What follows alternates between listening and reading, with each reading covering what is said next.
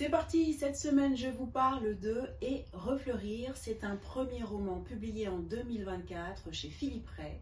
Il a été écrit par Kiemis. Kiemis, c'est une poétesse, une blogueuse et une militante afro-féministe dont le parcours est très riche et intéressant. Alors pour commencer, je voudrais que vous entendiez ce délicieux nectar qu'est la langue de Kiemis. Écoutez. Certaines nuits accouchent de rêves passagers. Leur présence est éphémère, visiteurs temporaires. Nichés derrière les yeux, ils s'emparent des lieux. Ne laissent rien derrière eux, et lorsque, au battement de paupières suivant, le jour arrive comme un billet retour, ils s'évaporent. Les voilà repartis, comme ils sont venus. Cet extrait, je l'ai puisé tout au début du livre, c'est même le début du prologue.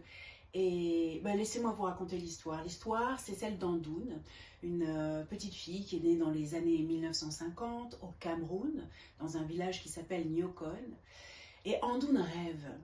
Elle rêve au sens propre du terme. Elle fait un rêve récurrent. Elle rêve de fleurs jaunes.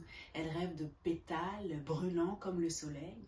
Et ce rêve, elle le partage avec son père qui comprend qu'il a affaire à une fille, une petite fille singulière.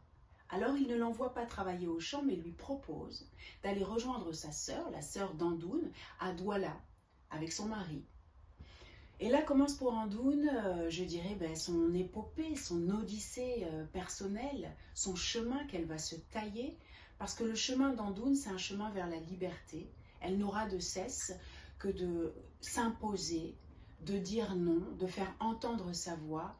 Et ceci n'est pas facile, parce que sur sa route, il y aura des hommes qui vont l'entraver à tout moment, en la maltraitant, les hommes qui battent, les hommes qui mentent, qui séduisent et abandonnent, les hommes qui volent, les hommes sur lesquels elle ne pourra pas compter, et malgré ça, notre héroïne s'accroche.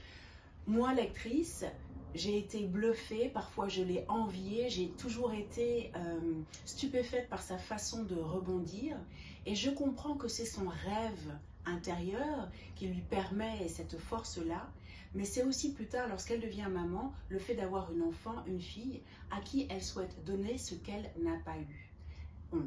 J'ai dit elle a voyagé du village à Douala, de Douala à la France, France terre d'accueil, dans laquelle elle est mal accueillie à cause de sa couleur de peau. Et pourtant, des efforts, elle en a fourni. Alors, je ne vous dirai pas plus sur l'histoire parce que je ne veux pas la déflorer et vous laisser tout le plaisir de lecture. En revanche, ce que j'aimerais dire, c'est que ce livre, à part le plaisir que j'ai eu à découvrir le récit et à m'accrocher au personnage et au, oui, c'est ça, au récit, à la trame, j'ai surtout eu plaisir à l'hommage rendu aux mamans, aux anciennes, celles qui, au siècle dernier, il y a 60, 70 ans, sont arrivées en France et ont, j'allais dire, résisté. Parce qu'elles ont eu non seulement à se battre pour leur genre, mais aussi pour leur couleur. Vous avez certainement entendu parler du terme d'intersectionnalité qu'utilisent les afroféministes. On est au cœur de cette question-là. Et pour moi, ce livre, c'est vraiment le livre, comment dirais-je, qui reprend l'origine de ce combat, comme si, avant que tous ces mouvements féministes, afroféministes n'éclosent, il y a eu un avant, il y a eu une source, et cette source, ça a été une révolution silencieuse et qui pourtant a fait un gros travail, silencieux, je le répète, mais en profondeur, et il permet ce que l'on sait, ce que l'on connaît aujourd'hui, de l'avancement de la réflexion sur l'afroféminisme. Et pour moi, l'autrice, Kiemis, c'est à cela qu'elle rend hommage, à toutes nos mamans qui ont lutté. Alors moi je dis